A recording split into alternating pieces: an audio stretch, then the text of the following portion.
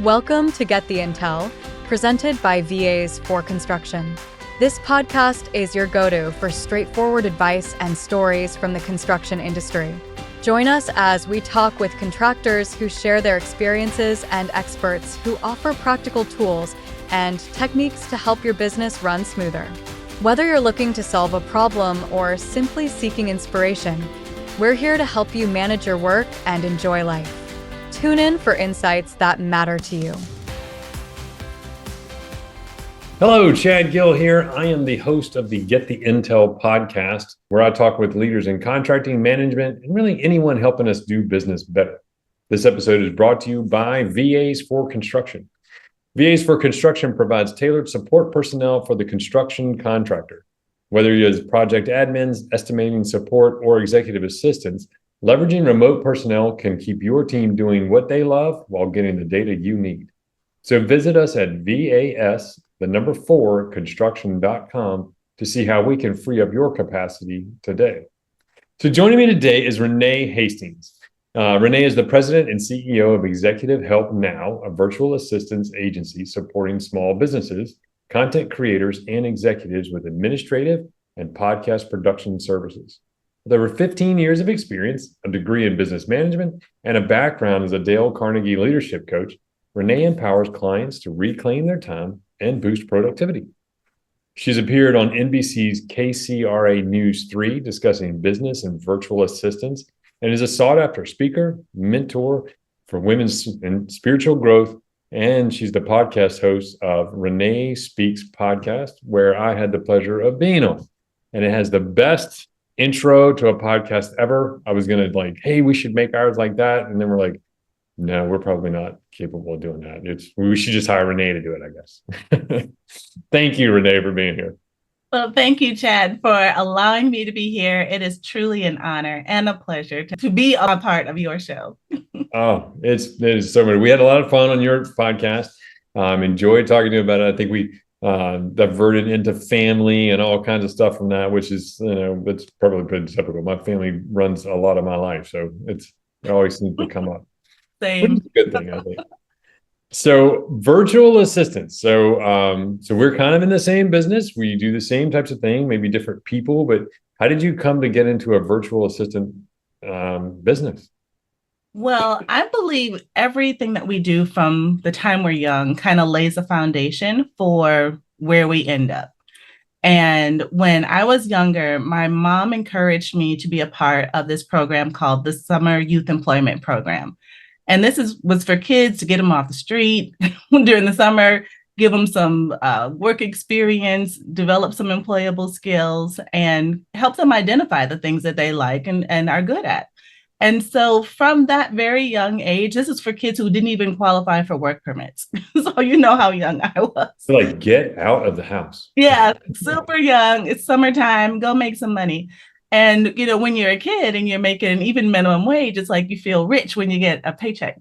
So anyways, so it started there. And from there, I discovered just this love and passion I have for helping other people, for organizing, for streamlining, for just being a person's right hand, and that person, someone that someone could depend on to be the person, to get the answers they need, get the resources they need, get the tools they need, whatever they need, I'm their person. And so that just continued to grow, throughout the years. And so my career had been as an executive assistant, started out as a receptionist, at clerical assistant, administrative assistant, executive assistant to a director, then, continually growing and advancing in my skills and knowledge until I've been supporting the C-suite for about 20 years. And when I say the C-suite, I mean like the chief executive officers, chief marketing officers, chief financial officers, all the chiefs. I got to be their right hand of really big companies, Fortune 100, Fortune 500 companies. And someone always said to me, if you're going to do something, do what you love, and you never work a day in your life. And if you're going to buy a business or invest in a business, invest in what you know. So right. I bet on myself. I invested in what I knew how to do. And I'd always been an executive assistant That's what I could do in my sleep with my eyes shut and hands tied behind my back. So that's when my kids left home and I was, just it was my husband and myself, and I had all these skills left and now all this time on my hands. I decided, well, let me see if I can get a couple of my own little, clients that I could have on the side as I still worked my full-time day job and also had this side hustle at the same time with my own clients. And that was fine until my clients started telling their friends about the service they were getting, and their friends kept telling their friends. And then before you know it, I was working this full-time job, 8 hours a day, and then had my side hustle. And I keep putting that in air quotes for those that are listening later, because eventually I was working 8 hours at night on the business, and I was getting very little sleep. And I was very tired. And then the quality of my work that I had taken so much pride in for so many years really started to suffer. And I was like, no, ma'am, we will not be having less than perfect work. And so we need a solution to this problem, because we cannot have you going out like this. So I decided to hire my first virtual assistant. And when I saw the difference that it made when I brought someone else in to help lighten that load for me so that I could just focus on my day job and then they could focus on the things that needed to be done for the night job, it really just improved my quality of life. So when I got to experience it for myself firsthand, it made it much easier for me to talk to other people about the benefits of hiring a virtual assistant to support them and how their quality of life can be improved as well. So that's kind of how it all got started. Now, were you virtual in your day job or were you in person in your day job? I was in person in my day job. Now, were you scared or nervous about this? I can't see them or I'm not around them virtual person that you're now going to put with your clients? Well, the thing is, I love that question, because the person came to me as a referral from someone I trusted. So because that person trusted them, I felt like I could trust them. That was the first thing. But then once I got to know her, I met her, I interviewed her, we did some skills testing. I asked her some scenario type questions. Well, if this was a situation, what would you do? Or if that was a situation, what would you do? And her answers mirrored what I would have done, like to the T. And then she would have done some extra stuff I wouldn't have even done. Wow. I was like, okay, this is going to be my person. I feel like I can truly and honestly and confidently and comfortably say, yes, you can represent me because of how you have demonstrated you would respond in these various scenarios. That is great. And then it grows. And then it just grows. Yeah, it just grows from there. And then in 2022, early in 2022, I was able to quit my full-time day job and leave the comforts of all of that security and routine to 100% be full-time in the business. Now, are your assistants near shore, offshore, in the States, or all over? All over, primarily US based, which is awesome, which we absolutely love, because they just can hit the ground running, understanding US business, US, operations, all the things that are necessary to successfully run a business you can partner with right away. But our offshore team members support them in the things that need to get done as well, because one of the things about working at Executive Help Now is that we have a very collaborative environment where my number one goal is to make sure that nobody is overwhelmed and everybody feels supported. And it is super important that they know that their work-life balance comes first. So that means the world to me. So in order to make sure that they're not overwhelmed with what the clients are asking them to do, I make sure that they're supported with other team members to help support them. And we do see that in our teams too. It's almost like feast or famine. You have to talk somebody into giving it a try to have a BA. Mm-hmm. And then they're like, well, I don't really know if I'm going to have enough to give them. We only do full-time BAs. So Like, I don't know if I'm going to have enough. And then, so then there's this trickle, and then it's followed by a flood. Once they get over that hump, it's a flood. And you have to be really good about saying, hey, look, we do this because we want to give you work-life balance.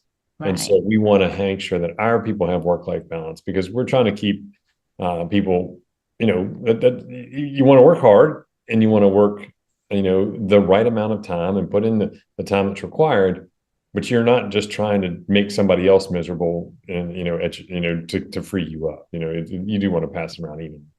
Right, absolutely. And the one thing about our program is that our packages start at like 10 hours a month. So, and it's for that exact reason, because not everybody has 8 full hours worth of work for somebody to do every single day. And so it keeps them from basically, pulling the trigger on getting some support and improving their quality of life. They're like, I just don't have enough. So with working with a company like Executive Help Now, they don't have to have 8 hours a day worth of work for someone to do. They just need 10 hours a month at a minimum, which is like 30 minutes a day. Yeah, that's funny. And a lot can get accomplished in that small amount of time. Yes, when it's something that you're good at. I'm a huge fan of Patrick Lencioni and the Table Group, his company, and they did Working Genius. And so I went and got Working Genius certified. And it's these things where they talk about, they say there's 6 kinds of work in a project.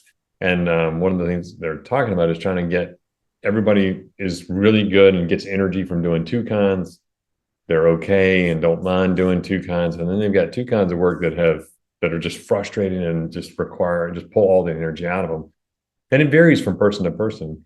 And so we use that to try and find, the VA type of work and the VA themselves that matches that type of work so that they can do it. I think example we always give is, somewhere out there in the world is a person who loves reconciling checkbooks. Right. I don't know what's wrong with them, but I'm glad they're out there. I can tell you, I'm not one of those. They're like, it all adds up and they get all happy. I'm like, I don't know. I imagine the accounting fraternities don't have great parties, but I don't know. It's who knows. Right, exactly. I'm with you on that. You and I are like right here, eye to eye. Yeah. But when you can find that, but one person's trash is another person's treasure. Your misery is their joy, and when you can find that, you really eliminate the burnout. It's you don't get burned out doing what you love. You get burned out doing all the other stuff that you never realized was even part of your job. Right. And that's what we're trying to do, get people in their sweet spot. For sure. And that's one of the things I love too about, working with a team of virtual assistants that all have different specialties, different zones of genius. So that, and my job being the owner of the company is to make those matches, to find out from the client, what is it exactly that you need right now that will make the most improvement in your life if we took it off your plate for you, and then finding out on my team who has that skill, who has that ability, who has that capacity to do that for that time amount that they have signed up for, that sort of thing. And I make the match. And it is really, truly just so wonderful to be in that position, to be the person to make the assignments and say, this is going to be your person. This is going to be the person who's going to make things better for you, be there to help lighten your load. Like even this, one of our newest clients, it's their performance review time. And they've got their franchise owner operators, and they have like 20 stores. And they don't want to do all of the things that it takes to do the performance reviews. And it's all numbers based, and there's all these Excel spreadsheets and things like that. And he's like, I could do it. Yeah, I absolutely could do it. But do I want to do it? Absolutely not. I absolutely do not want to do this. Yeah, exactly. And there's stuff that you could be doing in that time that adds value to your company. Not that performance reviews don't add value to it, but me doing the performance review, which I'm not going to be good at because I don't like it, is not more valuable than somebody else doing it who gets joy out of it and does a better job, you know? Right. Absolutely. 100%. 100%. And so we just did he's still giving us information to complete it, but it's almost finished. Like, this is something he didn't even have to touch. He showed us how to do it, what buttons, what numbers were supposed to go where, and what meant what, and all the things. And we just worked it all out, showed him the spreadsheet, and he's like, oh my gosh, this looks amazing. This looks so great. This is exactly what I would have done, but I didn't have to do it. Oh, this is so fantastic. And a lot of times what you find out, and we have to tell this to some coaching clients and stuff too, is like, they're like, but nobody will be able to do it as well as I can. And so we're like, maybe. Let's say that's true, that nobody could do this. Like, I was a concrete polisher. And so I used to tell people, like, there wasn't anybody in my company that could polish concrete better than me for like 10 feet. I was just really, really good for 10 feet. By the 11th foot, somebody called me on the phone. Somebody was distracted. I lost focus, got bored, whatever. That 11th foot, everybody could beat me. And so but the thing was, it didn't have to be done as good as I thought I could do it. Because most of the times the people were better at it than I actually was in practice because of my lack of focus. Right. So VA is a great example. Like, that spreadsheet, when that person looks at it, they're probably like, that's exactly how I would have done it. Maybe. In your mind, that's how you would have done it. That's what it looked like in your mind. Right. But, 4 months later, you're still trying to get your reviews out, and you're not sure that all the text matches. I don't know if it's really as good as it might be better than you would have done.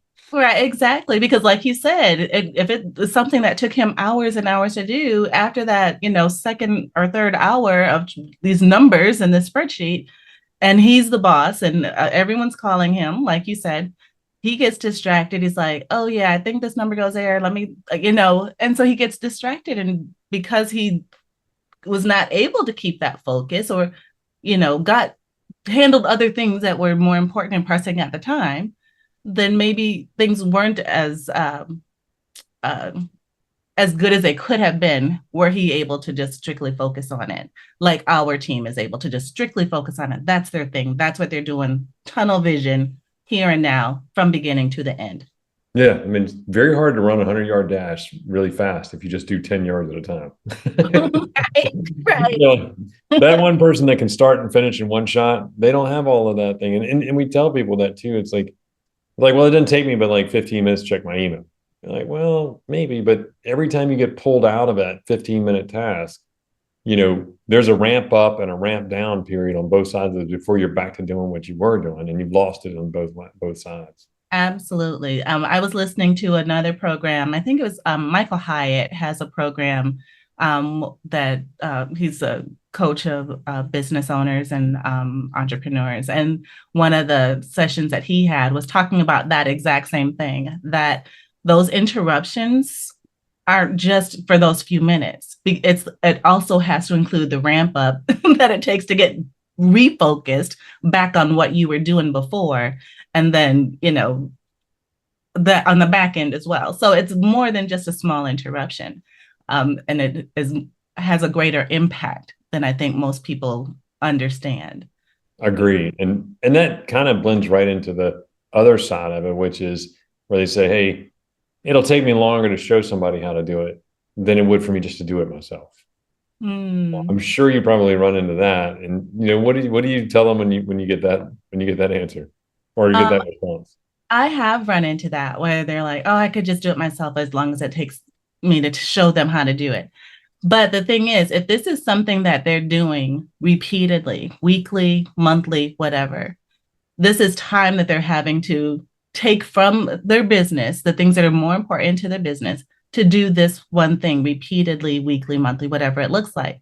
If they showed us how to do it one time, even if it took a little bit longer to show someone how to do it, once they show them how to do it, they take notes, they show you that they know what they're doing, then you no longer have to worry about it. You can just come back and double check, here and there to make sure that what needed to get done got done the way that it was supposed to. So you're now not spending so much time doing it like you initially would, now your time is spent just double checking to make sure, because you have trained that person once, they've taken all the proper notes, they refer back to their notes, they fill in any gaps that might be missing from their notes as they're working through it. And so once they get it, then it's a one-time done thing, and you no longer have to worry about it anymore. And so that's put in how 60 minutes now and save 10 minutes every day for the rest of the year. The ROI is quick. Yes, that adds up. That time, and it's time you can't get back. That's the thing, so why not take those few extra minutes in the beginning to show somebody how to do the thing that you want to take off your plate. Make sure that they are doing it correctly. And then it's like you're buying back time into your life to do the things that only you can do, and the things that add more value to your business. And I think there's a lot that comes from that too, because when you have to show somebody how to do what it is you've been doing or have to do, a lot for me, I know sometimes I find places that I'm like, maybe I'm not that consistent. I do it one way one time and another way another time. And then all of a sudden, a lot of efficiencies come in and you start to say, well, why would I do that? And you reevaluate your processes, and it becomes a lot of synergistic effects that happen where you get more out than you put in, and and your business gets better. Absolutely. And then as your person is doing the things that you told them to do, they may ask you, well, why do you do it this way? And then you may be just, well, because I've always done it that way. and they may have a better idea, like, well, why don't we just, do this and this, and maybe go straight to this, because we'll get the same end result. We're not cutting any corners or anything, but maybe this is a more streamlined way that you hadn't thought about. And I think that's a huge advantage of, especially a company like yours, where look, they're working for different clients in different industries, different places. So they're like, this is how we do purchase orders. You're like, well, I work at a place and then I'm in a team of people, where we can talk to one another. How do y'all do purchase orders? How do and then you come back with this really good, hyper-focused thing, because people that do purchase orders know the best ways to do them. If you're a brick mason and you're doing purchase orders the way that the first thing you looked up on Google said to do it, you might not be doing it the most efficient way. You might be. You may have just had a really good Google search, but there's a lot gained from that. People with that, that genius, operating and looking at your processes and stuff like that is part of it. I think that's a kind of a hidden value of having VAs in place. Yes, absolutely. And I love how you mentioned that our industry is not, our businesses that we serve are not industry specific. So we can take what we learned from, our public relations clients and our real estate clients and our franchise owner operators and our nonprofits and all of the different industries where we serve, and see, well, how do they do it here and how do they do it there, and get the best of all the worlds to share with you. And I always think about nonprofit, because I'm thinking, if we do this right, we could turn your nonprofit into a for-profit. Because when I hear nonprofit, I think I ran for a few years as a nonprofit. It wasn't intentional, but eventually I was supposed to turn a profit, but we'll see. Well, fortunately, our nonprofit has more money than I could ever even dream of right this second. But perfect. Yeah, they're pretty awesome, and the leadership is fantastic. But they too, with all their different departments, all of their working on a shoestring budget, where they have to build efficiencies, they have to understand what it means to streamline, and we work with them in that process to get the most and make the most of everything count. So what's if you had to look back and go, one of your favorite success stories from using VAs with somebody, what would yours be? I would say one of my favorite success stories is our friend Katie. So we'll call her Katie, because that's her name. That seems like the right thing. We're still happy with her, so she's still Katie. There's different names if things go poorly. Okay, well, let's just, call this person. No, this is Katie. And Katie and I worked together when I was still in corporate America several years ago. And that's how our paths crossed. When I started doing the business again, I started really taking the business seriously back in, 2014 or 15 or whatever, 10 years ago. I can't believe it's been almost 10 years. Really? Katie and I crossed paths again. And I sent out a message. So a couple of years ago, she sent me a message in response and said, I'm ready to try this out. And because she was the owner of a very successful IT company serving senior living communities. And she had built it from the ground up, bootstrapped it herself. Amazing, amazing woman, but did everything. She was the salesperson. She was the payroll person. She was the supervisor. She wore all the hats. And so I asked her how we could help her because she was just tired and exhausted. Her business was growing. She was just not getting enough rest. Her health, was taking its toll. And so she said, just help me with doing the payroll. So my current process is that my contractors have to send me their timesheets, and I enter their timesheets into this spreadsheet, and then I calculate everything, and then I put it into this system, and then I have to process payroll that way. So it was a very manual process. And I said, okay, fine, we can take that for you. So she showed us how to do it, and we did it for her. For the very first time, where we reached out to her contractors, we got their timesheet information, we plugged it into the systems. We actually developed a digital system for her to keep track of the time. And then she was able to take the information that we were able to put the information into the system for her, and she was able to process payroll with a click of a button. And It was just done. And when I met with her after that first initial payroll that we did for her, she was near tears. And she just said, I cannot believe I've been doing everything by myself for so long, when there were people out there like you who could do this for me and help me. I did not have to be suffering for so long. And I was just putting myself through that. And so that just made me feel like, yes, we are making a difference. We are truly changing lives. And it just was a fuel that I needed to continue saying, yes, see, it's working. Nice. And I love that. I think that it's such a good, it's such a great story, but it almost makes it hard to do what we do, because one, we have to chase very busy people. If you weren't very busy, you wouldn't need us. But so we have to chase you, and we have to walk that fine line between chasing you and stalking you, and that's tricky. And then I find myself almost just impatient to show them how much of a difference this can make, because you're just like, look, I know, but every day you're not doing this. You're just missing this thing. It's like knowing a shortcut to work. And you're like, I can't believe you're taking the stairs. Have you not met the elevator? Right. You're one of these health people. And then you're like, well, just take the elevator, eat vegan, leave me alone. But it's like, you just want them to do it so much. But there's a hurdle to get over for sure. I mean, delegation in general is that way, I think. And virtual is probably a little bit more so. Yeah, it can be because I think, number one, people get set in their ways and it becomes a habit. And I think people get used to feeling overwhelmed, and that becomes normal. Yeah. And they even think it's supposed to be that way. Right. And when they're not overwhelmed, they think something's wrong.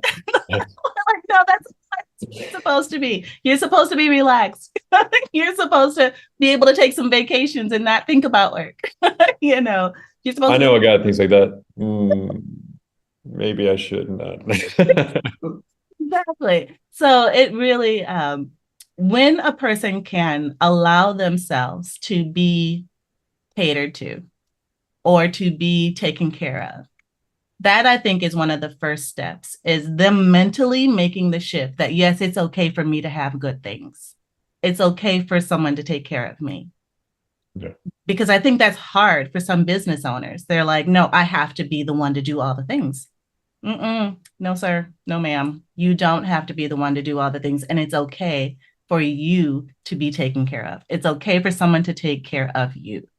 And that's so I equate hiring a virtual assistant to self-care. I honestly do. And I think it's also important to say it's okay to not trust your virtual assistant day one, because trust has to be earned. It takes time. We are not, like I explained to somebody, I said, look, you trust people at different levels. I trust my son to drive my truck. I do not trust my son to drive my wife's car. She doesn't trust anybody to drive her car. I mean, I swear that she does background checks on the valet. But it's like, there's degrees of trust, and that's okay. We don't have to all of a sudden, and they're like, I just don't know if I can give them my credit card. You're like, there's a lot they can do without your credit card, believe me. And that's okay, and build that up.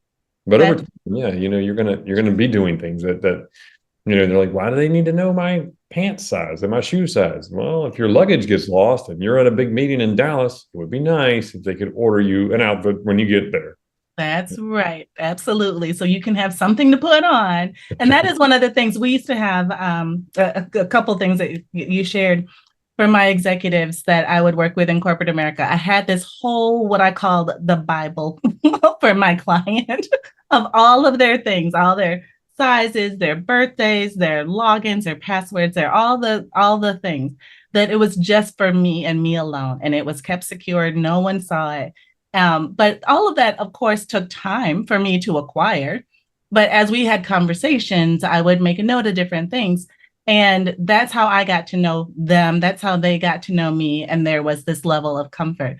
When I started this business and we started taking on clients that we would do like bookkeeping for, things like that, or bill paying for as a personal assistance to busy executives who might be single parents, they just need somebody to pay their utility bill and make sure the lawn guy got paid or whatever. There are ways that you can provide the funds necessary for that on like a different kind of card. That's not your main card, but that's a card that you give to your VA and make sure there's enough money on it to pay the bill that you want to have paid. And that's all that's on there. You see what I'm saying? So there are ways to handle this situation so that you can get comfortable knowing their capability, their skills, what they're able to do, making sure you get the receipt back, making sure they reconcile all of that at the end of the month, all the things. There's a system and a process for checks and balances so that you can develop that level of comfort. Because like you said, trust is not going to be there day one. So give them the little things to kind of get their feet wet so that you can know their limits. And I think I think our businesses are going to continue to benefit from a lot of the technology and stuff that's coming now too, because again, you can use something like bill.com. We use that a lot with clients. It's like stages everything ready. All your bills are organized, it's set up, and then you go in and approve it and it pays it. And, your VA sets everything up and tees everything there. And all you have to do is just step in and say, approve, and then move on. Yeah, absolutely. There's so many differences. Sometimes I feel like I'm always just one app away from success, but there are lots of apps that, and lots of tools that really aid the virtual assistant business, especially. For sure, 100%. And there's more than one way to skin a cat. I mean, and so there's just so many different options. So we have options. I think the more technology we have, the more options we have. And it's just great to get connected with someone who's familiar with those options that you may not be familiar with because you've been doing the same thing for so long. Yeah. No, and it does. And now you remind me, I wonder why there's more than one way to skin a cat. I mean, cats seem to be pretty much the same thing all the way around. You would think there would be a best case scenario for cat skinning and they would just select that one, but I guess there's always a way. There's always more than one. It's probably a cat. I guess dogs don't have more ways you just don't do that to dogs, I guess. I don't know. I don't know. Yeah, allegedly there's more than one way to skin. Allegedly. It's okay. I'm a dog person. It doesn't bother me. We're good, And like I said, there's enough dog people in the world for my business to be successful. If I've offended a cat owner, it happens. It happens. It's probably not the last time. But I mean, we've picked on vegans and cat owners now, so we're good. That's right. That's right. We're equal opportunity offenders. Exactly. And that's the thing. We'll be good to go. Right. Well, Renee, this has been yet again another awesome conversation with you. Love the joy and just the excitement that you bring to everything that you're doing. Again, definitely check out the Renee Speaks podcast. We'll put a link in there to your business as well. Like I said, I think you're helping a lot of people, and I think that's a fantastic way to go through life. So thank you for doing what you're doing. Well, thank you, Chad. It has truly been such a journey. I mean, an exciting journey.